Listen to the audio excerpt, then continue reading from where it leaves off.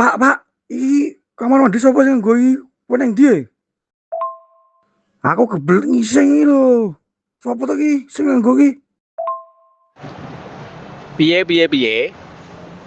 Kamar mandi sing nganggo ya ora ana ta wong nang omah ana ning ming kowe karo aku. Mosok kamar mandi ana sing nganggo. Oh, tenan iki sing nganggo iki asem iki lak wis ning pucuk iki malah suwe banget iki. Sopo to iki? Ya sik sabar dinteni sik. Kamar mandi ora mungkin ana sing nganggo kok ya. Makane iki nek gawe kamar mandi iki ning jero to, Pak, ora ning jaba omah. Dadi ono sing mlebu to iki. Lah kowe saiki ning ndi, Pak? Ya ora mungkin wong liya mlebu kamar mandi. Aku saiki lagi nang WC. Ngising.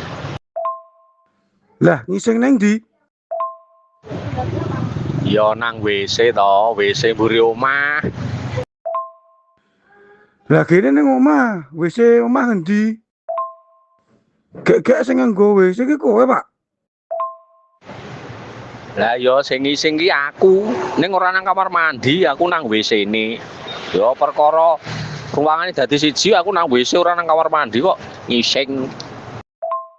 Wah, semke metu to pagi sing pucuk iki.